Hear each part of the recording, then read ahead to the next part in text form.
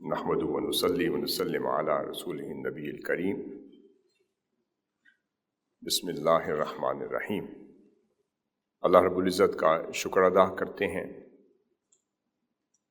کہ اس کے فضل سے، اس کی عنایت اور آقا صلی اللہ علیہ وسلم کے نالین پاک کے تصدق سے ہم آج جامعۃ الرشید کی فضاؤں اور ہواؤں میں موجود ہیں۔ سب سے پہلے میں اس عظیم ادارے جامعۃ الرشید کے سرپرست اعلیٰ محترم مفتی عبدالرحیم صاحب اور ان کے ساتھ جامعۃ الرشید کے جملہ ڈائریکٹرز، اساتذہ، پروفیسرز، منتظمین کی پوری ٹیم جو آج کے وزٹ کے موقع پر موجود تھی، اور میں اس پر دلی فرحت، مسرت، شادمانی اور اطمینان کا اظہار کرتے ہوئے اللہ رب العزت کا شکر ادا کرتا ہوں کہ اس کی توفیق سے ہمیں یہاں آنے کی فرصت ملی۔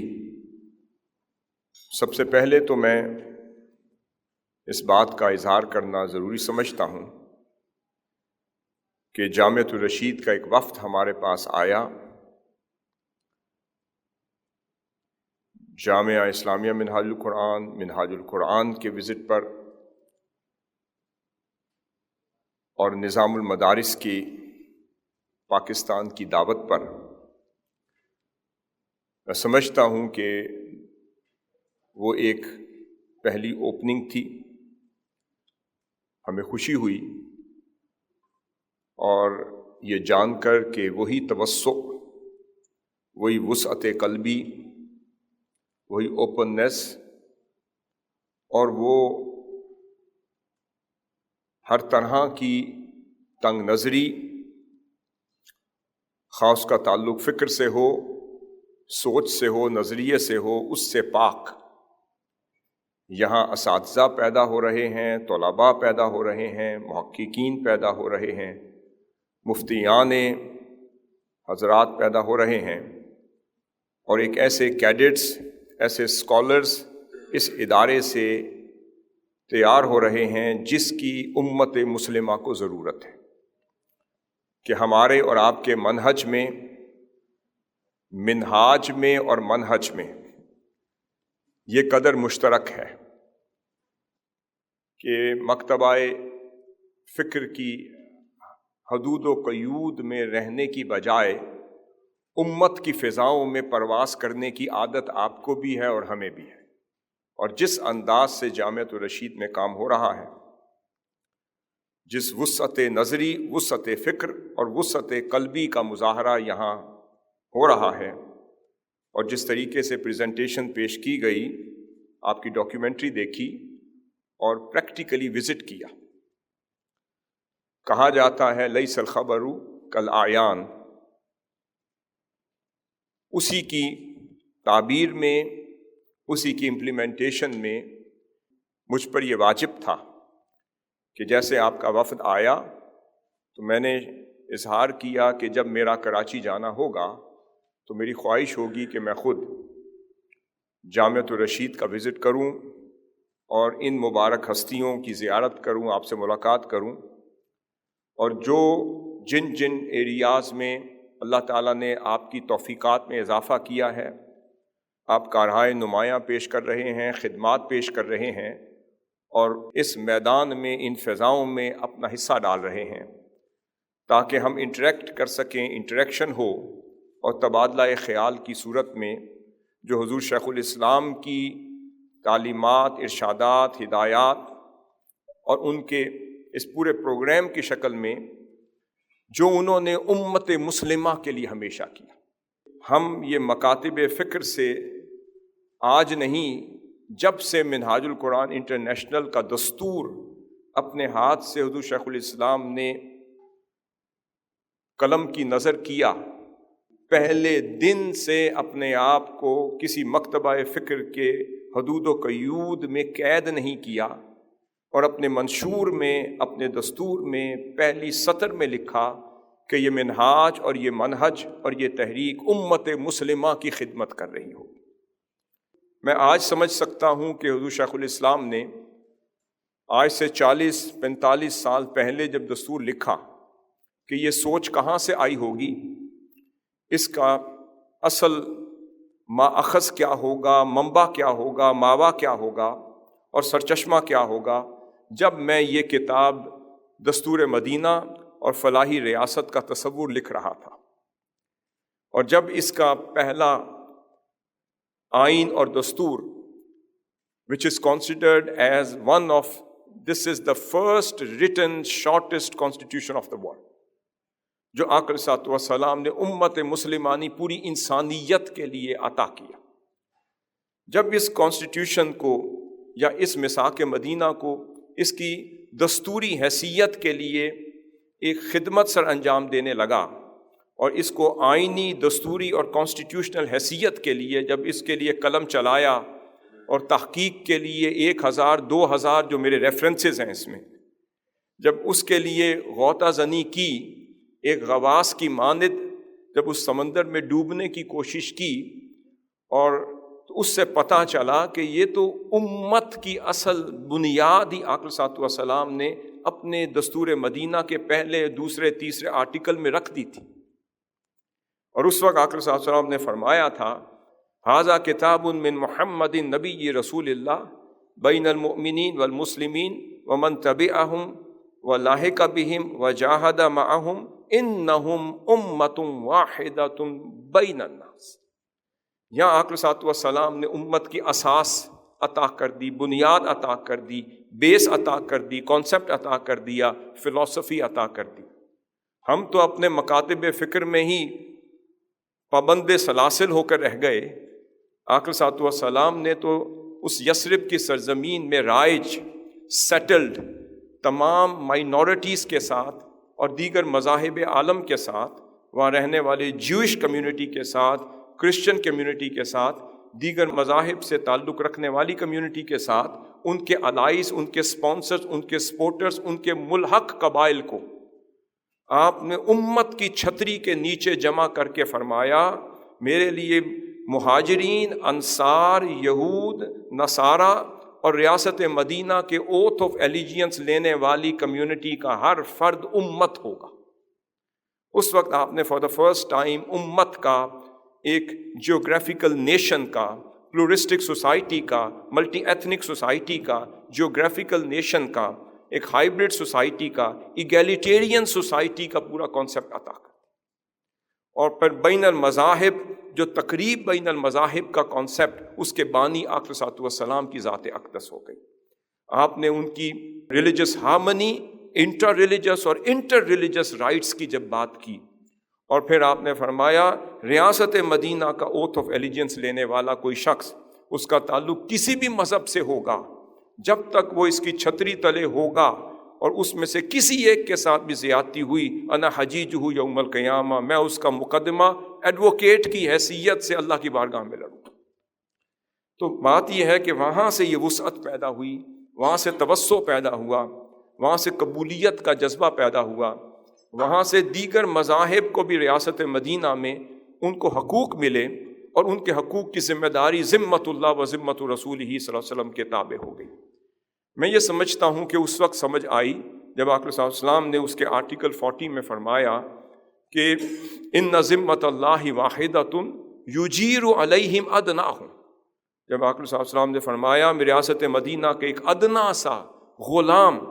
جو باشندہ ہوگا، سٹیزن شپ میں ایکول رائٹس رکھے گا،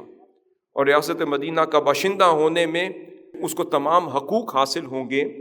اگر ایک غلام میری ریاست مدینہ میں، جو ریاست مدینہ کا آئینی دستوری شہری ہوگا، اگر وہ کھڑے ہو کر کسی کو اسائلم دے دے، کسی کو پناہ دے دے، تو فرمایا اس کی دی ہوئی پناہ ریاست مدینہ کی پناہ تصور ہو۔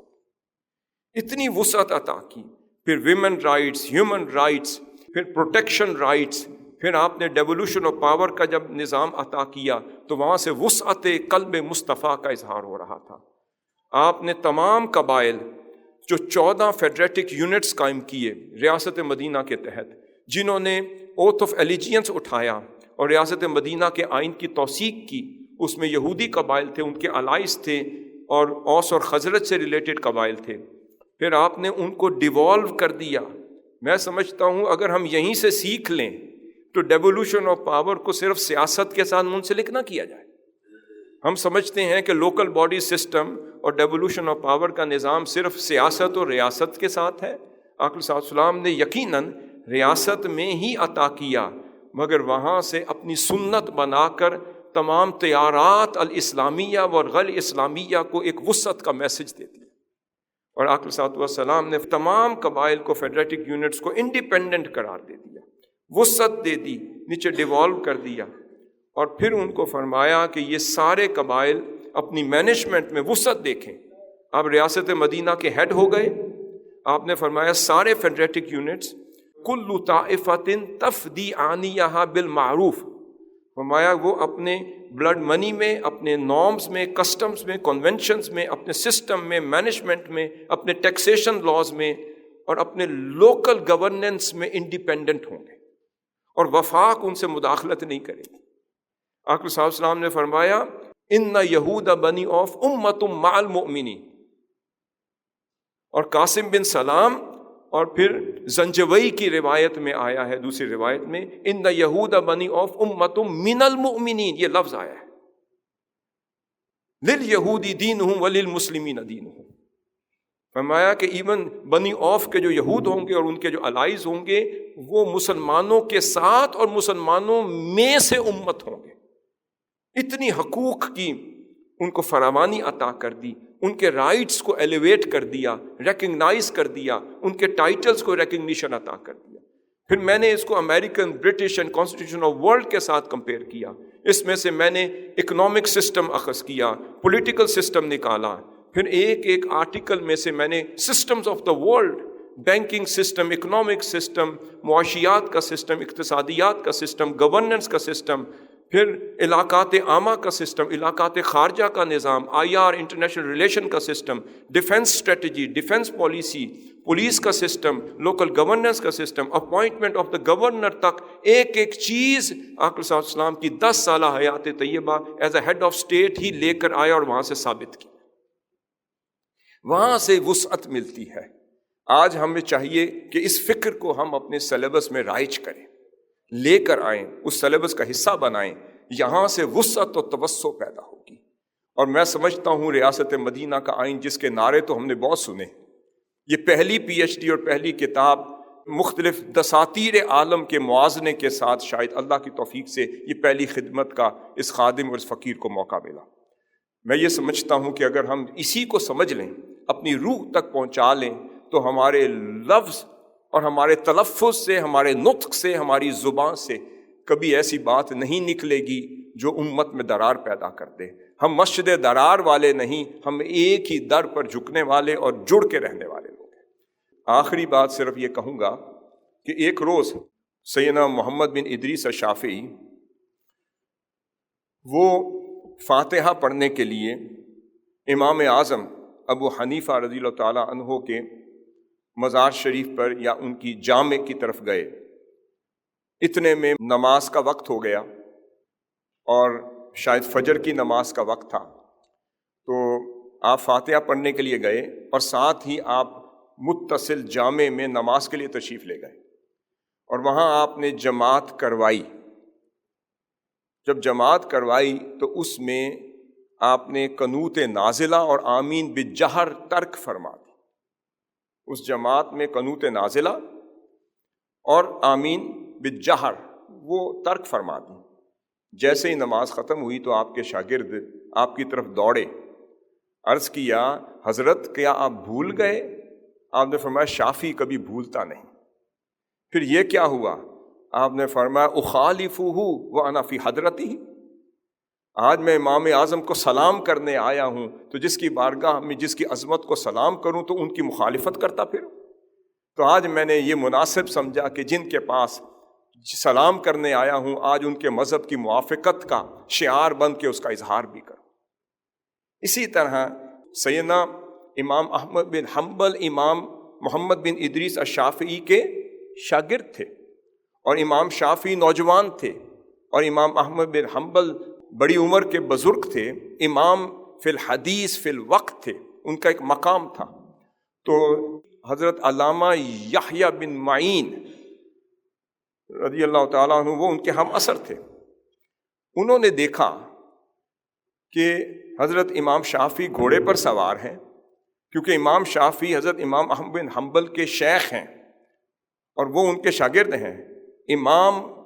فی الحدیث ہونا اپنا مقام ہے، مگر شاگرد ہونا دوسرا مقام ہے۔ تو حضرت یحییٰ بن معین نے دیکھا کہ حضرت امام شافعی گھوڑے پر سوار ہیں اور حضرت امام احمد بن حنبل ضعیف العمر ہو کر ننگے پاؤں پیدل چل رہے ہیں اور اس گھوڑے کی رکابیں پکڑے ہوئے ہیں، اور ساتھ ساتھ چل رہے ہیں اور کچھ سیکھتے جا رہے ہیں اور بازار میں چلے جا رہے ہیں۔ آپ کو اچھا نہ لگا، بعد میں امام احمد بن حنبل کے صاحبزادے ملے، ان سے کہا کہ اپنے بابا جان کو کہہ دینا کہ کیا آپ کو حیا نہیں آتی کہ ایک نوجوان، ایک جوان سالہ شافعی کو گھوڑے پر بٹھا کر ننگے پاؤں امام وقت ہو کر تو رکابیں پکڑ کے ننگے پاؤں چل رہے ہوتے ہیں، اور ان کو گھوڑے پر بٹھا کے ایک جوان شافعی کو تو حیا نہیں آتی؟ کیونکہ ہم اثر بھی تھے، بے تکلفی بھی تھی۔ تو ان کے صاحبزادے نے وہی پیغام جا کر اپنے بابا جان کو دے دیا۔ حضرت یحییٰ بن معین یہ کہہ رہے تھے، آپ نے فرمایا بیٹے جاؤ، جب وہ دوبارہ ملے انہیں یہ میرا پیغام دے دینا، انہیں کہہ دینا کہ اے یحییٰ بن معین اذا اردت ان تتفقہ تعال فخذ رکابہ الاخر۔ فرمایا کہ اے یحییٰ بن معین اگر تم فقیہ وقت ہونا چاہتے ہو، میں تو تمہیں یہ کہوں گا آؤ گھوڑے کی دوسری رکابیں ابھی خالی ہیں، آ کے پکڑ لو شافعی کی گھوڑے کی رکابیں تاکہ فقیہ وقت بن سکو۔ ہماری فکر یہ ہے، ہمارا مکتبہ فکر یہ ہے، جو بزرگ ہیں جن کی نسبت کے ساتھ ہم جڑے ہیں اور جو ہمارے اساتذہ اور مشائخ میں جن کا نام آتا ہے وہ ہمارے سروں کے تاج ہیں۔ حضور قبلہ دادا جان حضور فرید ملت رحمۃ اللہ علیہ فرنگی محلی فکر پر ہیں، مشرب پر ہیں۔ میں ابھی عرض کر رہا تھا تو کوئی پوچھے آپ بریلوی ہیں یا کیا ہیں، حضور شیخ الاسلام فرماتے ہیں ہم فرنگی محلی ہیں۔ مولانا طارق جمیل صاحب جب بھی آئے، ان کا جب بھی رابطہ ہوا، آپ کو پتہ ہے یہ اسی وسعت کا کمال تھا کہ ہر چھپنے والی کتاب شیخ الاسلام کی سب سے پہلے وہ لے جاتے ہیں، اور تقریباً ہر دوسرا خطاب وہ خود سنتے ہیں۔ اس کا مطلب وہ وسعت کا اظہار کئی بار کر سکے، اور ہمارے پلیٹ فارم پر بڑے آرام سے وہ آتے ہیں۔ اس کا مطلب ہے اس کو ریسیپروکیٹ کرنے کی ضرورت ہے۔ جیسے میں حاضر ہوا، میں آپ کو دعوت دیتا ہوں، وہ آپ کا گھر ہے۔ منہاج یونیورسٹی اس وقت 12 فیکلٹیز اور 36 سے 40 اس کے ڈپارٹمنٹس اور 175 سے 80 پروگرامز رن ہو رہے ہیں۔ اس میں دنیا کی فرسٹ روبوٹک لائبریری اگر ساؤتھ ایسٹ ایشیا میں قائم ہے تو منہاج یونیورسٹی میں قائم ہو چکی ہے۔ اس میں کرمنل سٹڈیز کے اوپر، کرمنالوجی کے اوپر، ورلڈ ریلیجنز کے اوپر degree programme, P H D programmes, اس میں کاؤنٹر ٹیررزم اور پیس سٹڈیز پر واحد اگر پروگرام رن ہو رہا ہے تو منہاج یونیورسٹی پر ہو رہا ہے۔ اور پھر تصوف کو باقاعدہ انسٹیٹیوشنلائز کر کے اور اس کو باقاعدہ ڈگری پروگرام کی شکل دے کر بھی اگر کسی یونیورسٹی میں روئے زمین پر پڑھائی جا رہی ہے تو وہ بھی منہاج یونیورسٹی میں، ہر سبجیکٹ، ہر سائنس کو کمپیریٹیو اسٹڈی کے ساتھ۔ اور اسی طرح جیسے آپ نے، مجھے بڑی خوشی ہوئی کہ جب تک ہم جدید اور قدیم کے امتزاج کے ساتھ and modern and classic sciences کو جوڑ کر اپنی آنے والی نسل کو انکلکیٹ نہیں کریں گے، ان کے اندر تمام سائنسز کا امتزاج پیدا نہیں کریں گے، قبولیت پیدا نہیں کریں گے، اوڑھنے بچھونے کا طریقہ کار نہیں دیں گے، اور ان کو political science, I R, international relation, business, economics, finance, حلال انڈسٹری کے قابل نہیں بنائیں گے۔ اسی طرح خوشی ہوگی دیکھ کر کہ جس طرح منہاج یونیورسٹی، جامعہ اسلامیہ منہاج القرآن کے اسٹوڈنٹس الازہر میں پڑھا رہے ہیں، دنیا کی درسگاہوں میں پڑھا رہے ہیں، آرمی آفیسرز اور بریگیڈیئر تک پہنچ چکے ہیں، دنیا کے ہر لیول پر دنیا کی یونیورسٹیز میں جا کے پڑھا رہے ہیں، اور 90 کنٹریز میں جو ادارے قائم کر رہے ہیں، ایک ایک ملک میں 8 جو ادارے ہیں، کالجز ہیں، سینٹرز ہیں، ایکڈیمک انسٹیٹیوشنز ہیں، ہزاروں کی تعداد میں جو بچے پڑھ رہے ہیں، اور جو ملینز کی تعداد میں جو لوگ استفادہ کر رہے ہیں، وہاں یہی قبولیت، وسعت اور توسع اور تقریب بین التیارات المختلفہ فی الاسلامیہ اور غیر اسلامیہ کو جوڑ کے جو چل رہے ہیں، یہ فکر جو ہے آپ کے ہاں بھی پائی جاتی ہے، اور ہم چاہیں گے کہ اس کی کولیبوریشن کے لیے ہمارے دروازے ہمیشہ کھلے ہیں، اور جو فکر جو ہم نے سیکھی، جو آپ نے سیکھی، اس کے ایکسچینج کے ساتھ ہی نئے دروازے کھولیں، تاکہ وہ دور گزر چکا، اب نئے دور کے لیے نئے قدم کی ضرورت ہے۔ میں آپ کو ویلکم بھی کروں گا، آپ کو دعوت بھی دوں گا، اور میں آپ کا شکریہ ادا کرتا ہوں کہ جس پرتپاک انداز سے آپ نے ویلکم کیا، وزٹ کروایا، اسی روش کو، اسی انداز کو، اس فکر کو ہم انشاءاللہ جاری و ساری رکھیں گے۔ میں آپ کو فارملی دعوت دیتا ہوں، آپ تشریف لائیں اور آپ انشاءاللہ ہمارے سروں کا تاج بنیں انشاءاللہ۔ والسلام علیکم ورحمۃ اللہ وبرکاتہ۔